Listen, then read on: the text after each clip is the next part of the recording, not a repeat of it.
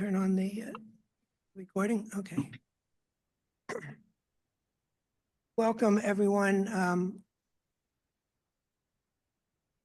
The meeting of the City of Philadelphia Water, Sewer, and Stormwater Rate Board. My name is Sonny Popowski. I'm the chairman of the board. With us today in person is Deb McCarty, who's a member of the board, and joining us on the Zoom are Tony Ewing, Abby Pazewski, and Mac Williams. So all five members of the board are here. The first order of business for today's meeting is the approval of minutes from June 11th, our monthly meeting on June 11th. First, could I ask if there are any additions or corrections to the minutes from any of the board members? Hearing none, could I ask for a motion to approve the minutes of the June 11 monthly meeting? I'll move to approve. Tony moves to approve. I'll second. Abby seconds.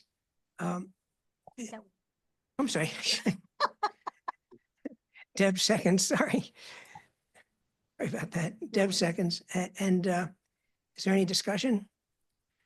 All in favor, please say aye. Or raise your hand. Opposed? No? Okay. The minutes are approved and posted on the website.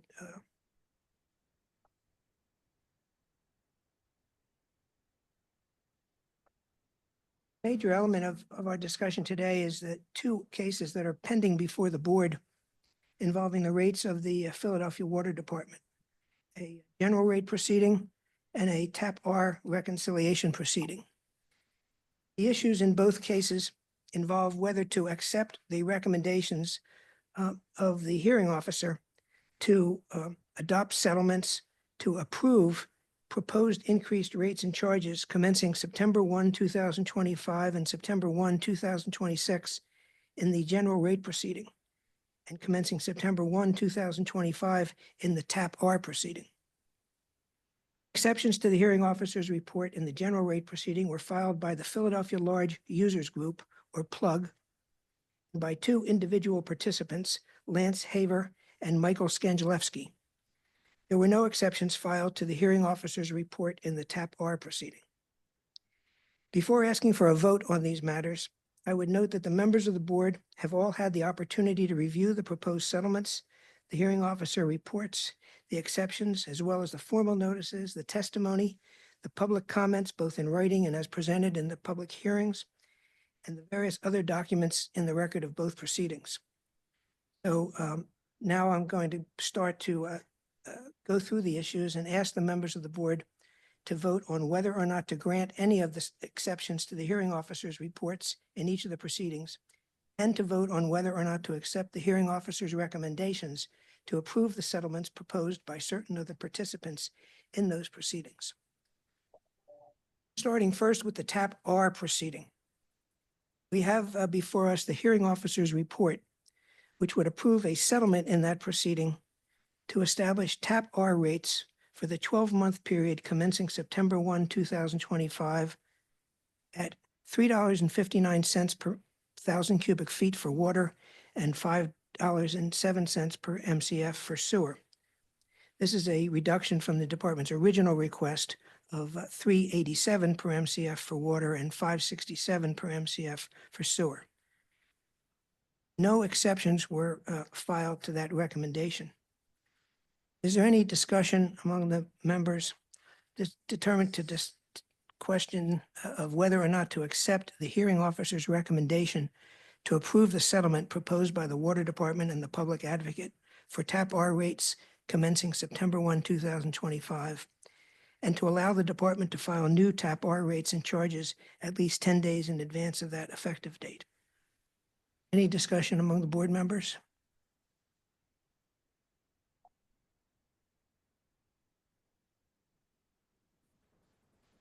Hearing none, I would say that I think the settlement is a reasonable one.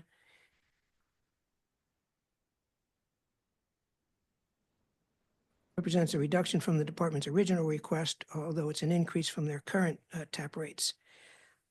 No exceptions were filed. I would ask for a vote on those question of whether to accept the hearing officer's report to allow the department to file new tap R rates and charges. I vote yes. Mr. Ewing, Yes. Ms. Pazewski, Yes. Mr. Williams. You have to unmute, Mac. Yes. Ms. McCarty. Yes. So 5-0 in favor of approving the TAP R settlement and TAP R hearing officer's report. Consistent with our votes, we will prepare a written draft rate determination for the board's consideration at our July 23rd meeting. Turn now to the general rate proceeding. I'd like to start with the exception filed by the Philadelphia Large Users Group, or PLUG. PLUG has accepted to the hearing officer's recommendation to deny PLUG's request to reject the Water Department's modifications to regulations regarding the administration, including the eligibility requirements for PWD's charitable discount program. The hearing officer concluded that while the board may review the rates associated with the charitable discount program, the board does not have authority over the regulations regarding how PWD or the Water Revenue Bureau administers the eligibility provisions for that program. He further noted that these proposed regulations have been filed with the City Department of Records and that PLUG can raise its objections at a hearing that has now been scheduled on the proposed regulations on July 21st. Is there any discussion of on PLUG's exception?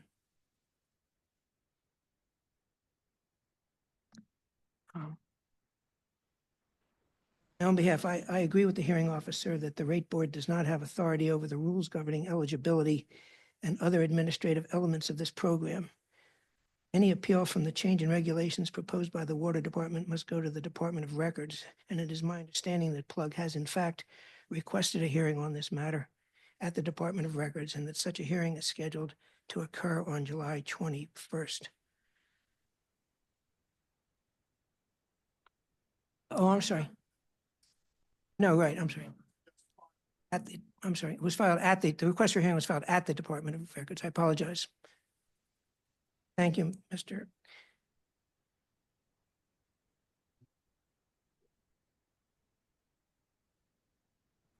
So I will ask for a vote on that, on the PLUG exception. I would vote to deny the PLUG exception on this issue. Mr. Ewing, For the reasons that you articulated, I'll vote to deny. Ms. Pazewski, Also deny. Mr. Williams, Deny. Ms. McCarty. Deny.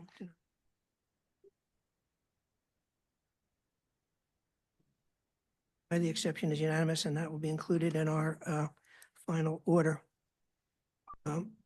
The next exception we'll turn to is Mr. Skanjalewski's. It was a very brief exception. It did not include any specific objections to the terms of the settlement or the hearing officer's report, but did suggest that a process of selective perception has led to biased decision-making and a skewed understanding of reality. Is there any discussion of Mr. Skanjalewski's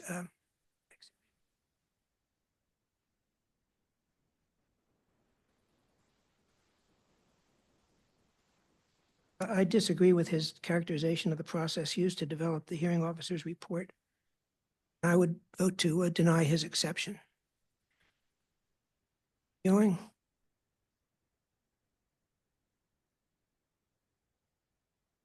Deny. Ms. Pazewski, Deny.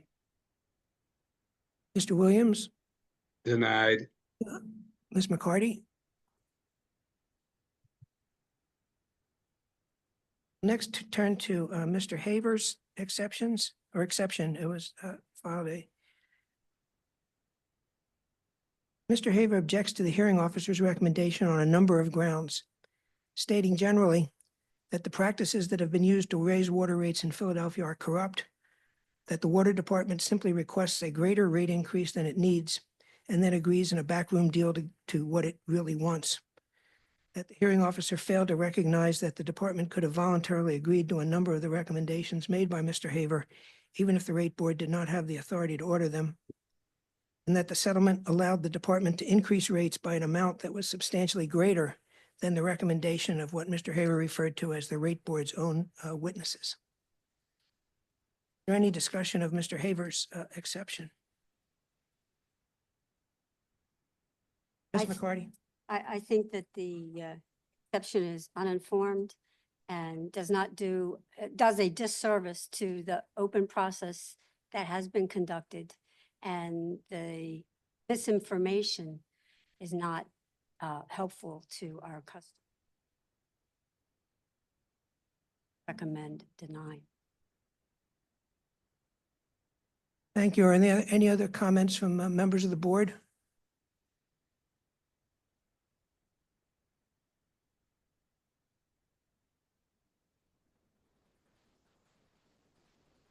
I have a few comments. First, I would disagree with Mr. Haver's reference to the public advocate's expert witnesses as, quote, the rate board's own witnesses. The rate board does not present expert testimony in these proceedings, and the rate board has no input in the positions presented by the public advocate's experts in these proceedings. It's also not a surprise that the settlement is higher than the public advocate's testimony position. That's the nature of a settlement. It is typically a compromise among the parties to a proceeding. I agree with Mr. Haver that the department is free to agree to any of Mr. Haver's recommendations. In fact, the hearing officer specifically urged the department to be sensitive, to explore these or other suggestions as appropriate. But agreements like those are the product of good faith negotiations among the participants, which are typically done on a confidential basis unless and until a settlement is reached. Finally, I would disagree with the characterization of our process as corrupt, as well as the specific criticisms of our hearing officer, Ms. Chestnut, and the public advocate, Mr. Ballinger. For decades, Ms. Chestnut has rightly been held in the highest esteem by participants in the utility regulatory process across Pennsylvania. And to my knowledge, no one has ever questioned her honesty and integrity. And I think I've known Ms. Chestnut for 30 years. In addition, Mr. Ballinger and his associates at Community Legal Services have been zealous advocates for Philadelphia consumers for many years. You may recall that in one of our earlier rate board proceedings, Mr. Ballinger appealed our decision that he felt was unfair to consumers all the way to the Pennsylvania Supreme Court. And by the way, Community Legal Services is not compensated for those appeals under the city's contract. So generally, I think that the settlement reached by the participants and approved by the hearing officer are reasonable, and I would vote to deny Mr. Haver's exception. Are there any other comments from members of the board before we vote on that matter? I would just say that I really applaud the efforts of all of those who reached a settlement.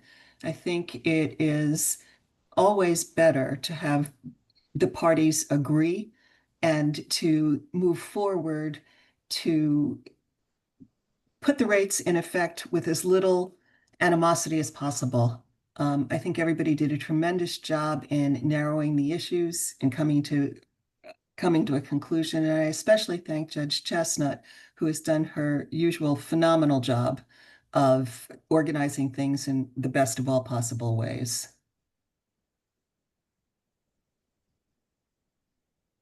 Any other comments from members of the board? And I would just add on Ms. Kozewski's comments that one of the benefits of a settlement in a case like this is sometimes the participants are able to agree on matters that are not technically within the authority of the board itself. I think that that was done in this proceeding, and it is a benefit. that can be achieved through a good faith settlement. So if there are no other comments from members of the board, I'll ask for a vote on Mr. Haver's exception. I would vote to deny that exception. Mr. Ewing, Deny. Kozewski, Denied. Williams, denied, Hardy. Deny. Nothing, so the exception is denied.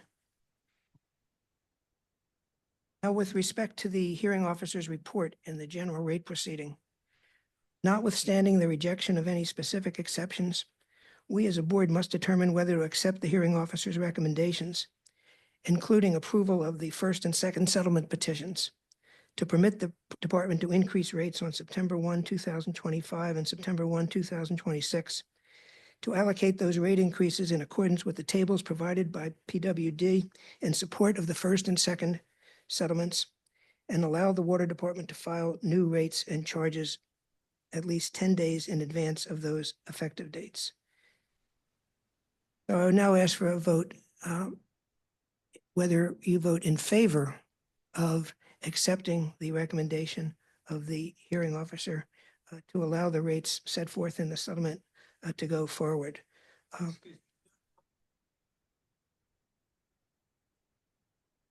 That it's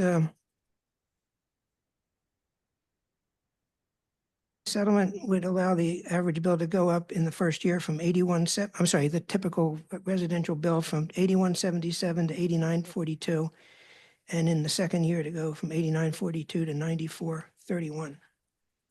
Can we just vote, please?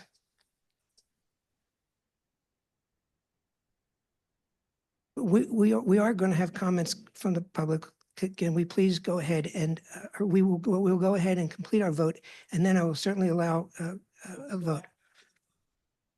No, people have had many opportunities to be a participant in the proceeding, to submit public testimony.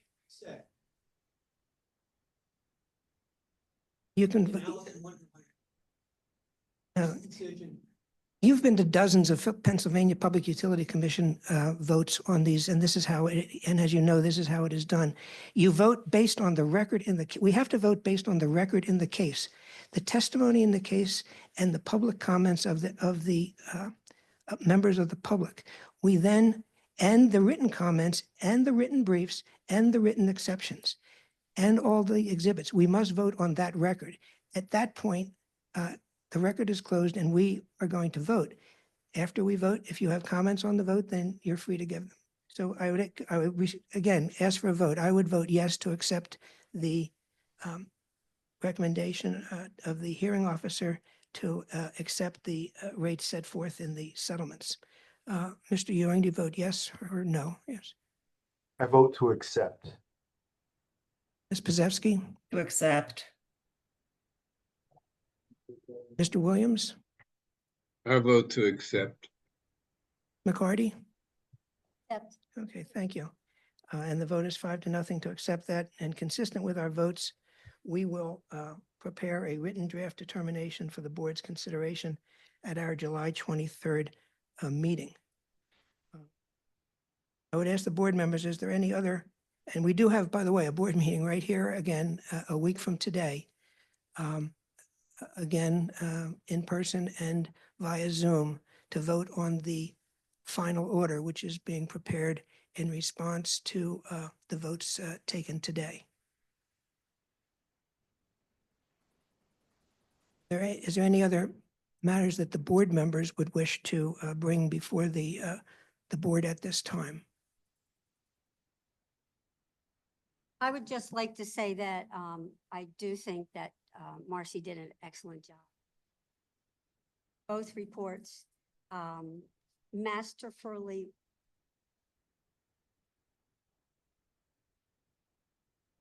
Abby has expressed. I really do appreciate public advocate and the department on reaching a settlement and working with Plug as well.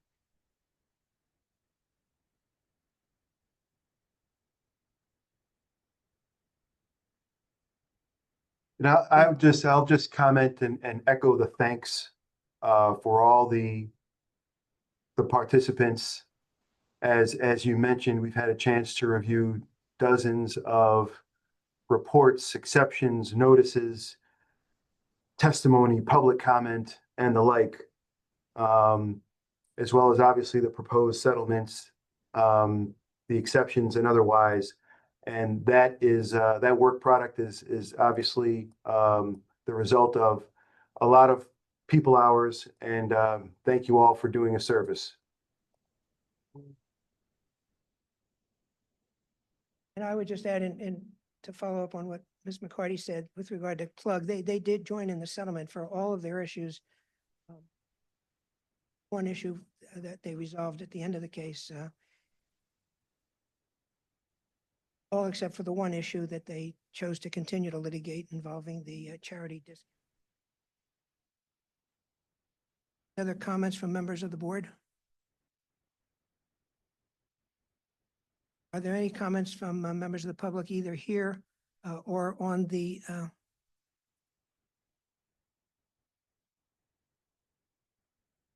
Zoom?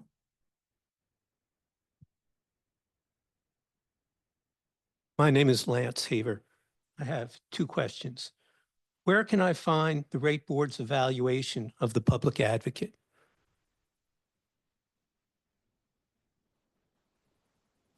I don't believe there is a formal evaluation of the public advocate.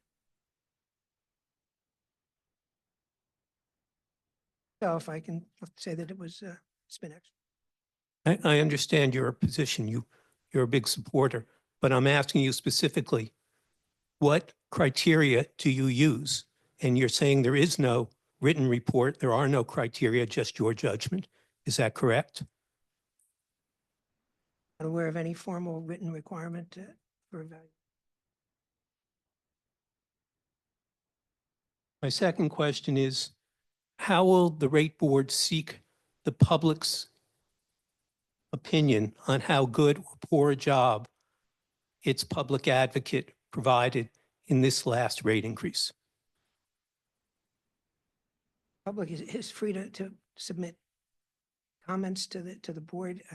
I don't know how, we have not frankly heard any complaints other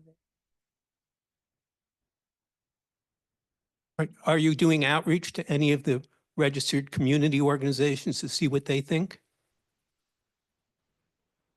Are you doing outreach to any of the civic organizations or advocacy organizations to see what they think? No. You're doing outreach to any of the elected officials to see what they think? No, but I certainly have, if public officials were concerned about the public advocate, they certainly know where to reach us. But I just want to make sure on the record, you're telling me that you do no outreach to the community groups, no outreach to the civic groups, no outreach to the advocacy groups, and no outreach to the elected officials in deciding what the public thinks of the role that you have hired CLS to perform. Is that correct? How do you justify that? If you call them the public advocate and you don't ask the public what they think of the job that the public advocate is doing, how do you justify that?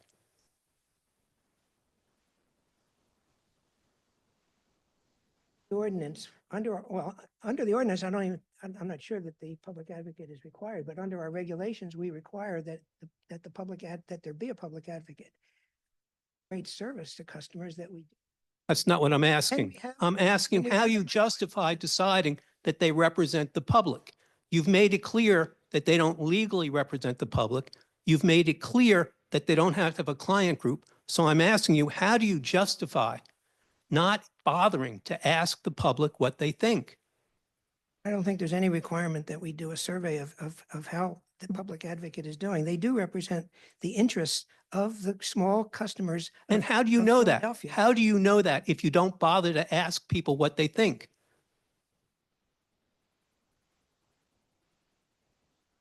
This is a very technical process, and If you have to pay a higher bill, it's not so technical. If you're one of the DC 33 members who just got a 3% increase and is now being forced to pay an 18% increase in their water bills, it's not a technical matter.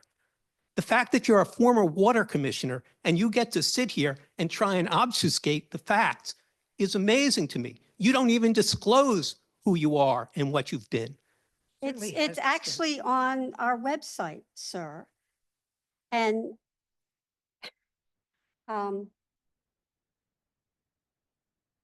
it is, the public has had ample opportunity to read. I have personally, I'm sure Sunny has and others. I've read all of the letters from the public. That all goes into our decision, as did the hearing officer make clear in her report. It went into her decision as well.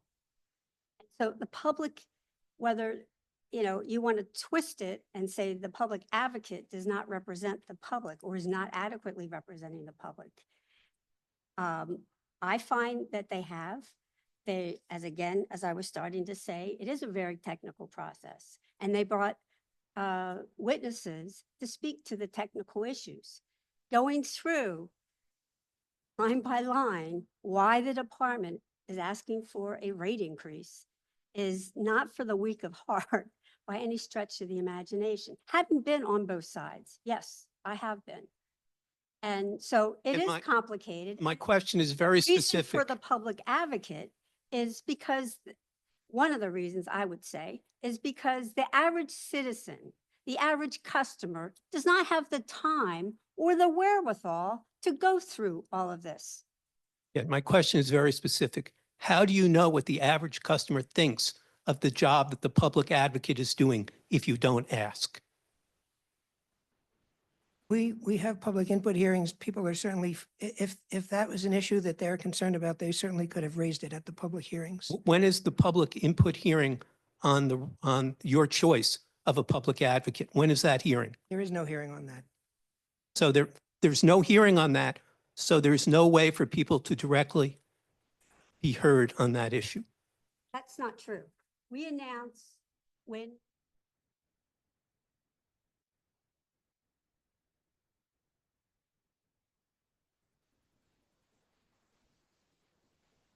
And again, what outreach do you do to tell the public about that's what you're discussing?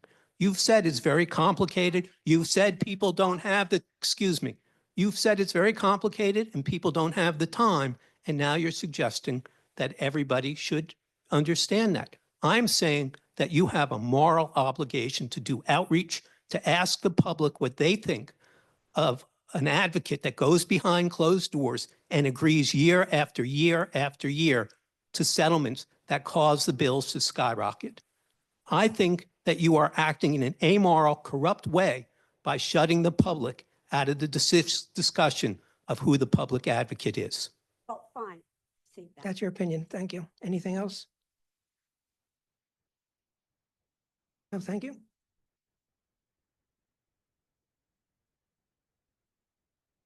Any other members of the public who may be on the Zoom wish to make any comments? Additional comments by any members, by the hearing officer or any of the other participants in the proceeding? Or the other board members?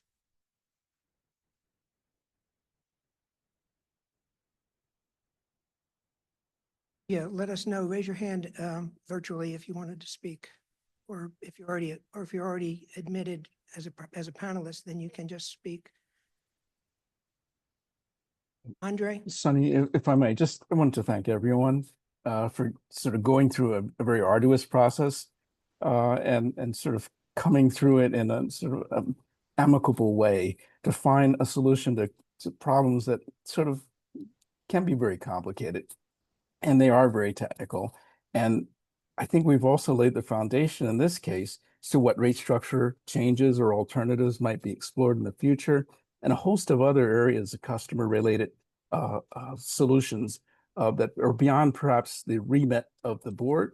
But nonetheless, the public advocate is engaged just to do certain things well beyond the scope of your authority, but nonetheless, you've convened us and facilitated that conversation. So I'm thankful for all of that.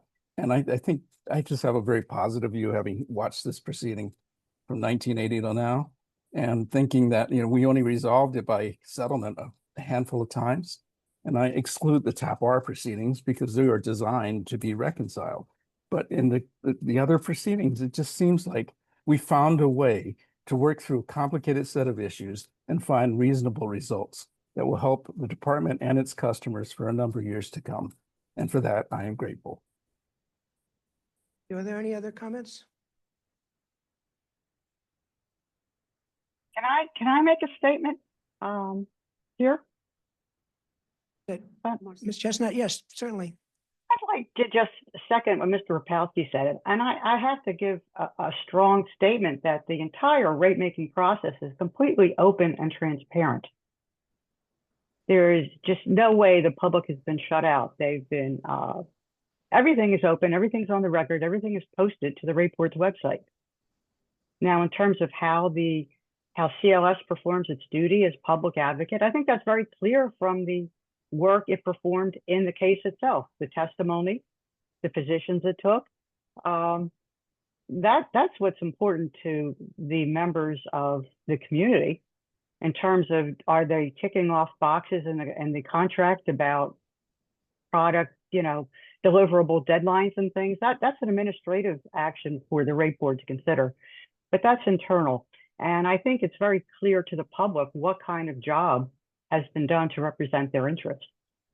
So I just have to say again, it's completely open, it's completely transparent. The public has been informed every step of every action taken. And to imply otherwise is just not helpful, and it's not correct. It's also not correct to say that there have been a series of settlements. This is, as far as I know, this is the second settlement in a general rate proceeding since 2016. And each one, the first one, not only was a tremendous settlement in terms of the revenue requirement reduction, but led to the special proceeding that led to a $30 million rate revenue reduction. That would not have been possible without it being a settlement. This settlement, again, as I explained in my report, and hopefully the rate board will in its rate determination recognize that there are non-rate benefits that were included that the rate board could not order by itself, but that do provide a tangible benefit for residential and commercial customers. So I just wanted to clarify that. And so anyway, I'm sorry if I went on too long here. Thank you very much. Are there any other comments? Yes, if I may, just very, very briefly. I don't think I'm going to say anything that hasn't been said or alluded to, but again, I want to extend my my thanks to hearing officer, to the participants. This was a tough case. It was a lot of work. I know that's certainly true for my team. I believe it's true for all of the other participants. And to get to a settlement at sort of the 11th hour was really very surprising to me in this case, and I'm proud of that proposal that we put before you, which is, as Mr. Desant and Judge Chestnut recognize, something that doesn't happen in general rate proceedings for Philadelphia Water all that much. It's very common in PUC rate proceedings. But even before the establishment of the board, settlement was rare. I'm only aware of one occasion in which we fully settled on revenue requirements, and I think we still didn't settle on some of the other aspects of that case as well in 2012. I just, I want to just again extend my thanks and my gratitude, and recognize that we are still getting inquiries from members of the public about water rates. Our email and contact information is always available.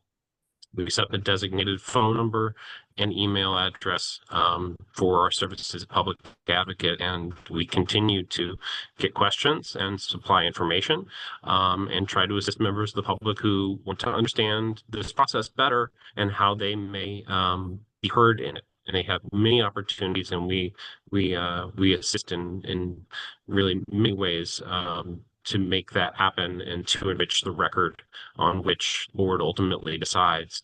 to improve just and reasonable rates and charges for all Philadelphians. Thank you. Any other comments? Hearing none, I'll ask for a motion to adjourn the meeting. Make a motion to adjourn? Okay, Ms. McCarty moves to adjourn. Second. Second, Mr. Ewing. All in favor? Aye. Aye. Opposed? Aye. No. The meeting is adjourned. Thank you all for coming. We'll see you again next week.